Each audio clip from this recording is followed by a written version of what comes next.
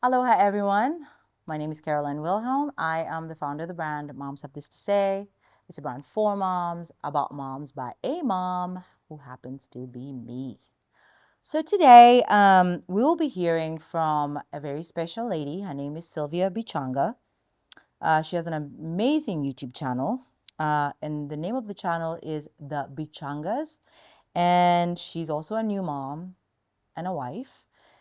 And the fact that she's a brand new mom got me interested in her channel because I was watching and I was like, I love her channel. I've been watching her for a while, her and her family, because it's just a cute family. And they're from, the name Bichanga is a Kisi name, and I'm from the tribe Kisi. So it was just exciting. I was like, okay, who is this lady? And yeah.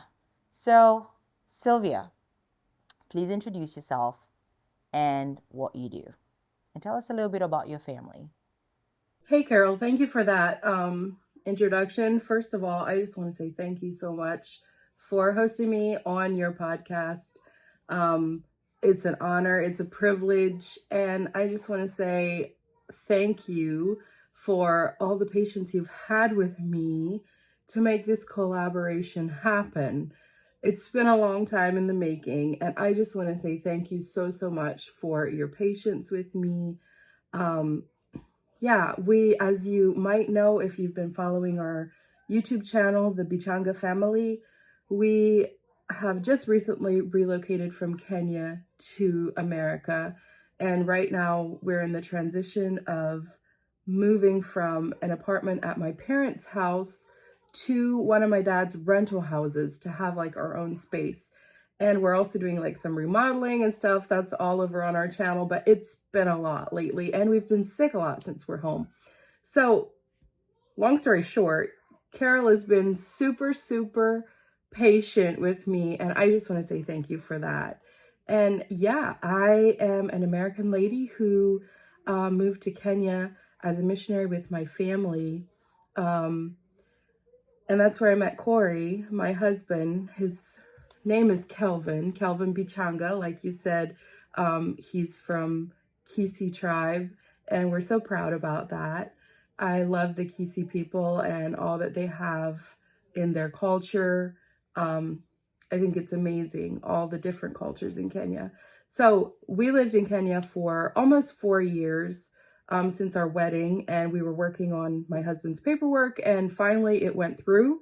We had canceled a fiance visa due to COVID, and then we got a spousal visa, and that's how long it took for us to get the spousal visa to actually come to the U.S. And so yeah, that's us. My husband is 32 and I'm 31, and we have our first child.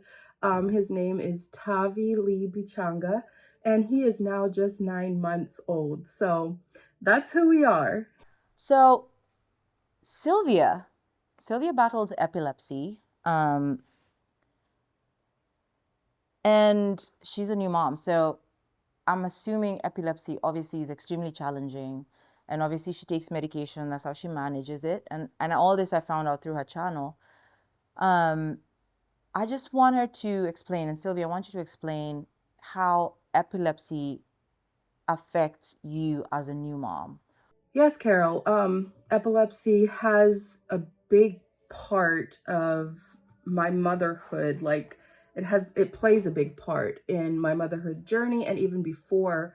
I remember I started having seizures randomly when I was like 20, 21 years old. And we did all kinds of doctoring for it. Like we did all kinds of tests trying to see like what has happened. Why have I suddenly started having seizures? It was so unexpected. Like I was just taking a shower on a Sunday evening, and all of a sudden my family heard a loud bang, and I fell out of the shower on the ground. And by the time they got the door unlocked, I was already like done seizing, but not yet conscious. So they thought I fainted. Nobody saw me seizing, so they thought I fainted. That's how my epilepsy journey started. We rushed to the ER. Of course, by the time I was there, my vitals were okay. I was okay. They were like, must be you just fainted. make sure you have enough oxygen going on, but all my vitals were okay. So everybody was kind of confused. And then it kept happening again and again. And by the time they got to me, I was always done seizing. So nobody ever saw me seizing. But then I started realizing I would feel like some kind of a jerking before, like a tremor, I think they call it, before my seizure. And I could actually tell when I was going to have a seizure. So there was a time that I felt it coming, and often it'll be like when I'm waking up or when I'm falling asleep, when I'm sleep deprived.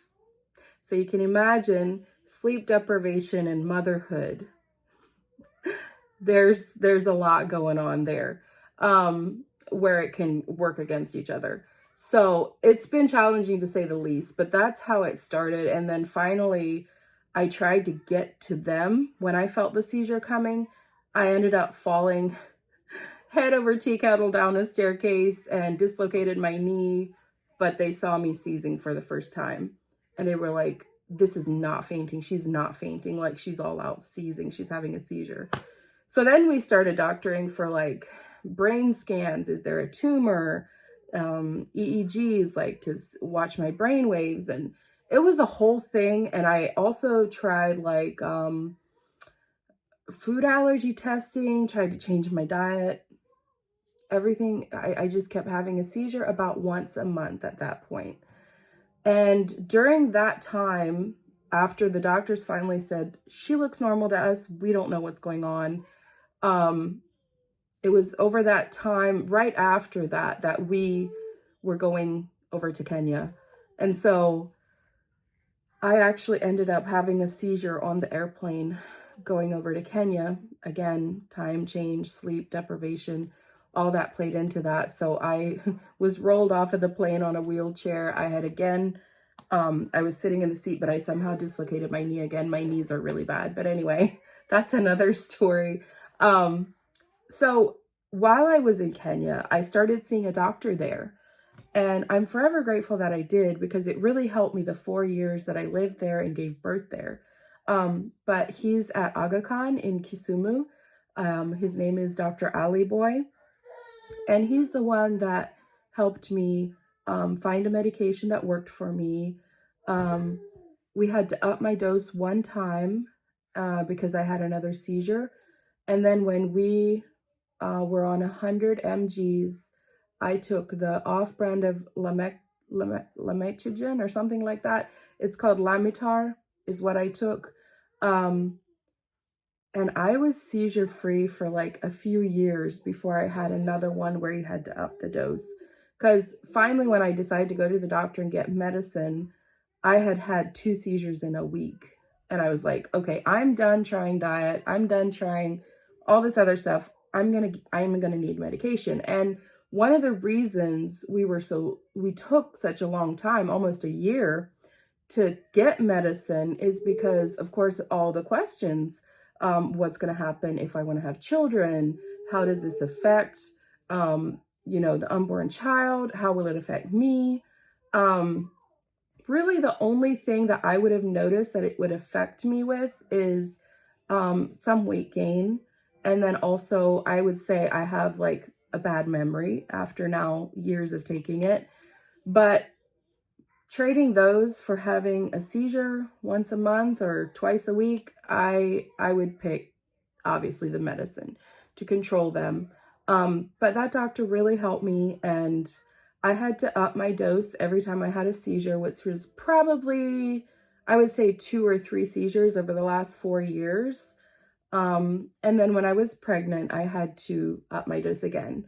But getting ahead of myself a little bit, as far as how, epilepsy medication affected my pregnancy, and you had asked what I did before. So I want to get into that a little bit. I actually talked with my doctor before I got pregnant, and I asked him, I said, like, how does this affect me getting pregnant? And he's like, it's the best medicine we have on the market for ladies who are wanting to conceive. And so I was like, well, okay, that's good. And he's like, I'm really glad that medicine works for you because it's the best that we have. And so he told me, he said, um, I can't promise you there won't be anything. He said it's a 50-50 chance. And that was a little less than what I wanted to hear, but I took it and I was like, you know what? I'm going to leave this into God's hands. He said ladies have babies all the time that are on your medication, so it's not like you need to feel like it's like a really great risk. So I did take folic acid. Folic acid is just something that can help protect your baby from the medicine. It can help protect the baby from the medication. And so that's about the only thing I did before I ever conceived. I would say 3 to 4 months before I started taking folic acid or folate acid. I would recommend, if you can find folate acid, that's better than folic acid, but that's what I took, was folic acid. That's what was available to me. And so that's what I took for, like, I would say 3 or 4 months before I ended up conceiving. But yeah, thanks to the medicine, it has made me able to be a mom. I would say I probably needed more help, and that's why I had my mom there. I would suggest, if you are a girl or a lady with epilepsy thinking of conceiving, just make sure you have a good support system. Make sure that there's somebody there for you when you need them, because you'll probably need more help than the average mom, and that's okay. Like in my case, I have to get my sleep. So it was such a huge blessing that Corey and I are doing YouTube for a living, because he was able to be at home, give me breaks. My mom was there for a while. I had a friend, Eve, who came over. I had so much support during, the months after giving birth. So you can do it. It's possible to do it. I would just say, be really careful. If there's a sign you get, like if you can tell a few seconds before you have the seizure, if you can have that down pat, it will really help you to get the baby to a safe place and get on the floor, or even just put the baby on the floor, like just somewhere where the baby isn't able to fall down, and far enough away from you so you don't roll on the baby. Um, but of course, those are the worst case scenarios. I haven't had any seizure since my baby was born. I do know in my last trimester, I felt very, very seizure-ish. And they wanted to up my dose. Like when my doctor heard I was pregnant, he was like, we should probably go ahead and up your dosage. And I just told him, I don't want to do that until I have a seizure or feel like there's a seizure coming. Um, so that's what I chose to do, because when you go up in your dosage when you're pregnant, you can't actually take that back. Like you can't step the dosage back. And so I opted not to, but in the last trimester, I ended up having warning signs of seizures. I kept having tremors. I would be in the shower and all of a sudden, like, I would drop the soap bottle, or my hands would jerk down from scrubbing my head or whatever I was doing. So that was something that in the last trimester I decided to up my dosage on my medicine, and I'm glad I did, because going into my birth then, I had a very, very traumatic birth. I have that story over on our YouTube channel, but I ended up like not sleeping for almost a few days. Like I think I got 2 days that I got 20 minutes of sleep each day. And it's a miracle from God that I didn't have a seizure. But I was really glad, I had my medicine down pat, and I knew myself and my body, what it can handle and when it's about to have a seizure. So just be really in tune with your epilepsy and what triggers it and what causes it. And that way, going into motherhood, you can have a little bit more of a feeling of control, or that you can manage it, if that makes sense. So yeah, that's what I would have to say about epilepsy and being a mom. All right. Thank you so much, Sylvia, for just talking about that. It might not be something that a lot of people are aware of, and a lot of people are living with so many things that they've learned to manage. And this is just exciting and amazing to hear someone who's understood how to live with and manage epilepsy. So, Sylvia, please tell us your motherhood journey. How did you get here? Did you always want to be a mom? Did it just kind of happen? Yeah, tell us your motherhood journey. Yes, my motherhood journey is an interesting one. If you see a curtain waving here, my son is sitting right here beside me.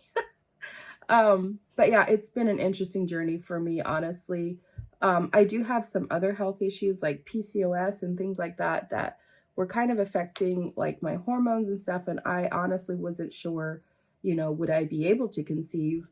And so after we were married, I would say it was about 2 years of trying before we were able to conceive. And um, all I can say is it was a miracle because my cycles weren't regular. I wasn't balanced in my hormones at all. And they wanted to we had just started doctoring for it. And, Corey was like, I'll get checked if you want to get checked. And so that's what we did. And the doctors were like, everything looks okay. And they told Corey everything looks okay with him. Gave me some vitamins and stuff, and gave Corey some vitamins and medicine, like just different stuff to improve our chances of being able to conceive. And then for me, the doctor did tell me your medication you're taking is making it a little bit difficult for you to conceive. So he said it's not. Let me just get him. So here's my son. He decided he wants to be up here on my lap. But the camera is not going to be showing his face. So this is Tabby. So anyway, the doctor told me it's not going to be impossible. But he said it will be maybe a little harder for you, and maybe something that, will make it a little bit more difficult for you. So he said everything's okay. He said just leave it to God, give it to God, and let him have his timing in it. But he said before we do that, he said let's do everything we can before we just say, let's pray about it. And I saw so many ladies in the Kenyan culture struggling because, the stereotype of if you can't have a child or if you can't give me a son, a lot of that can really harm women who just take time to conceive. It's not that they're barren, but, it might just take time for them to conceive. And there's really that push on them and pressure. And it can make it really, really difficult for them. And I'm so grateful that I didn't have that from any of my family and my husband. Like they were all just like, let's leave it to the Lord, but also let's do everything we can. And I guess that's what I would encourage you out there if you're struggling is do see a doctor and do try everything you can before just praying about it. Prayer is amazing and wonderful and a very much needed part of the journey. But I also think it's good to consider that God gave doctors wisdom and knowledge to, help us in these difficult journeys and times in our life. So all that aside to say, the doctor recommended me that I should do an HSG test. And what an HSG test is basically, they shoot like a dye into your uterus and it passes out through your fallopian tubes and just checks to see if they're open. So he said, let's just do that test just to make sure. So I went into the doctor to get ready to do that test, and they wanted to know like when was my last cycle. And of course I didn't know. It was probably like 6 months ago or something. Like it was that off. And they were like, man, we really need to know like when was your last one because we don't want to do this HSG test when you're ovulating. So wouldn't you know, we went ahead and scheduled the day to have the HSG test done. and it was like a week or 10 days out or something. And I had the biggest, massive period that I've ever had. And I called the doctor and I'm like, I actually did have a big, massive period. And he was like, that's amazing. Now we know when to schedule the HSG test so that we're not shooting down into your uterus when you're ovulating. So, again, just a miracle from God that that happened right at that time. But yeah, we did the HSG test. I must say it was very painful for me. And I know some ladies say, like, oh, they barely noticed it, or it wasn't more than period cramps or whatever. For me, it was super duper painful. And they didn't have like a live video of the dye passing through. They were using an x-ray machine. So I had to hold really, really still for them to get the picture.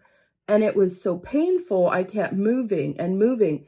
And they had to do it 3 times, which honestly, now I feel like even that might have been from the Lord, because I feel personally like I might have had a partial blocking in my fallopian tubes.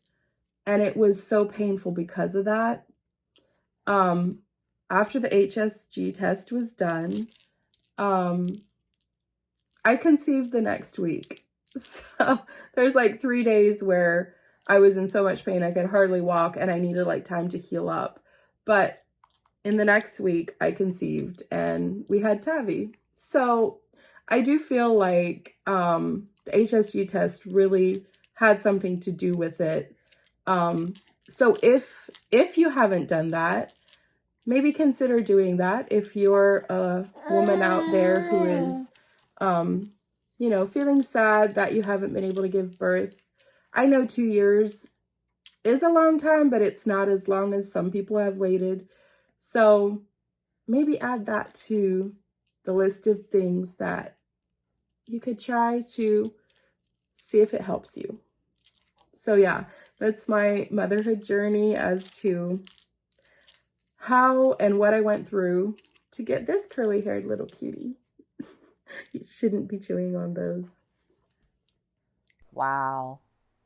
Wow.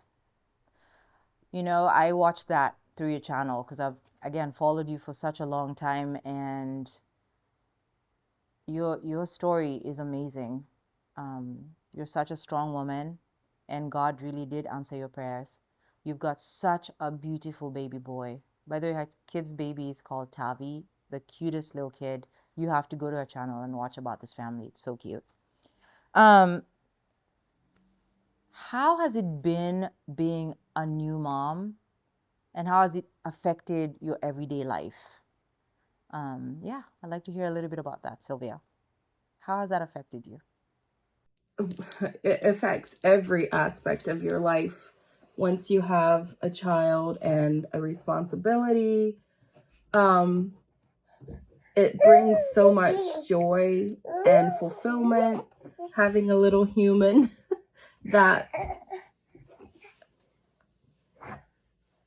Do you see yourself? Say hi. Hi. Boo, boo, boo, boo. Boo, boo, boo, boo. Show them your toofies. It brings so much joy, so much happiness, and responsibility. And there's also really hard parts of it. Like, I would say some of the more challenging things would be like, feeling like you don't really have time or space for yourself anymore. Feeling like, time is robbed from you and your partner. Like, you're not as close or as spending as much time together as you did before.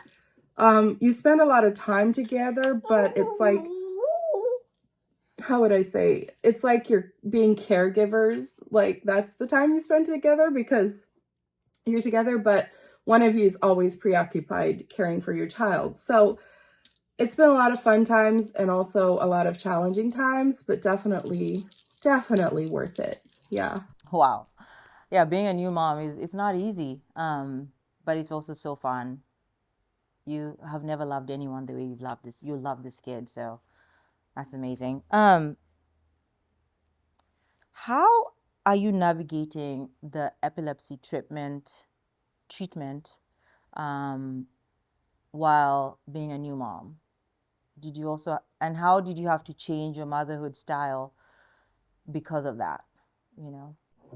So for me personally, like I said, I had to up my dosage. So as far as treatment, I take one pill in the morning, one pill at night. Each pill is 100 mgs of Lamitar, and that is just how I've stayed. So my treatment hasn't changed a lot. I would say, um, kind of like I said before, I would highly recommend a mom with epilepsy to have support around her, have people who are able to be there for her. And I would say I slept when my baby slept. Like they say, sleep when your baby sleeps. I would say I slept when my baby slept for longer than most mothers probably would. When other mothers would have bounced back and, been working while their baby slept, I slept when my baby slept because I knew sleep is my trigger to epilepsy. So I knew if I want to be here and be able to care for my son, I will just have to take that time to rest and sleep and, you know, um, just make sure to prioritize yourself. If you have seizures, um, you have to have yourself as priority so you can be there to care for your son.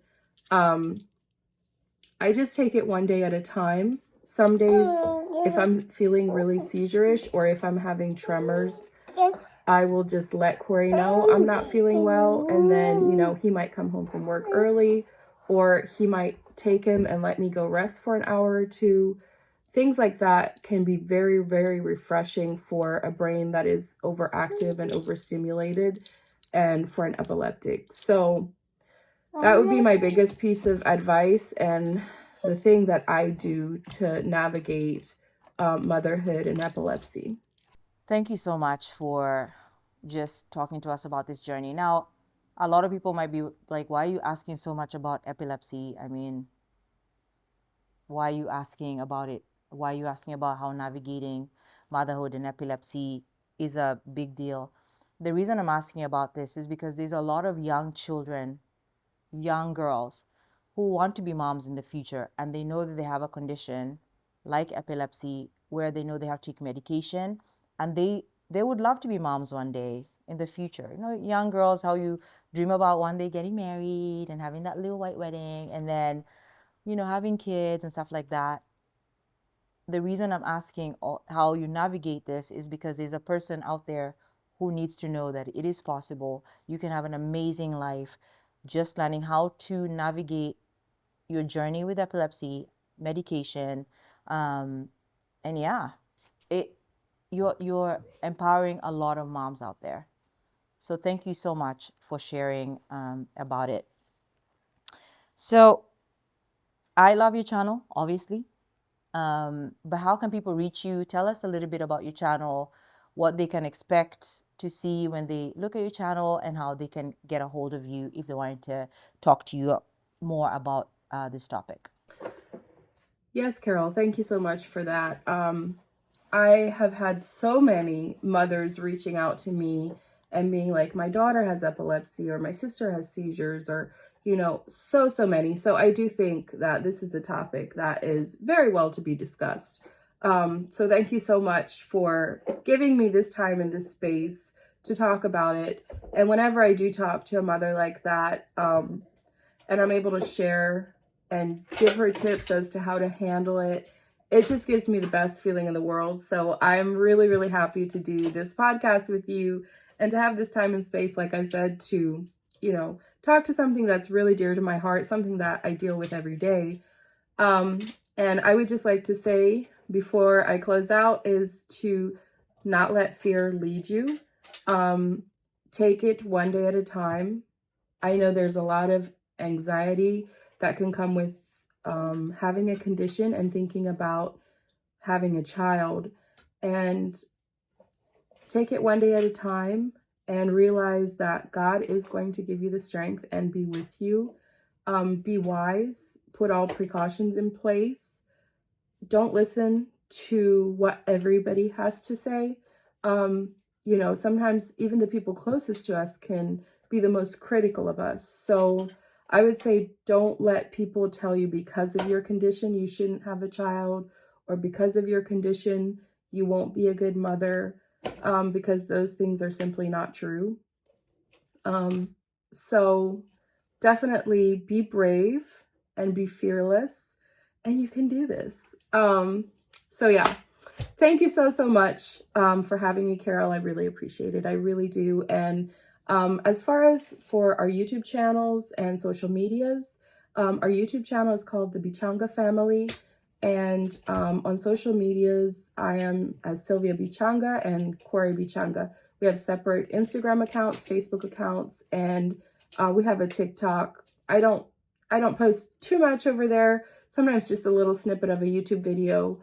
But yeah, that's who we are, and thank you so much once again. Yeah, thank you so much for sharing your story. You are a strong woman. I am so honored to have you on my channel. Thank you for talking to us on this podcast. Thank you for just giving us your time and effort and energy. We love your channel. I hope a lot of people get to see their channel. That's the Bichanga family. And the husband, Corey, has another channel called Corey the Traveler. And Tavi, the little son, has a channel called Tavi. I think it's Tavi, yeah. So please reach out, give them some numbers, and also just get to see about their family. And Yes, you are correct. We have 3 YouTube channels: Corey the Traveler, the Bichanga Family, and Tavi Lee Bichanga. Thank you so much, and I'll see you next time. Bye. we will have them here again another time. All right. Thank you, Sylvia. Mahalo. Bye, everyone.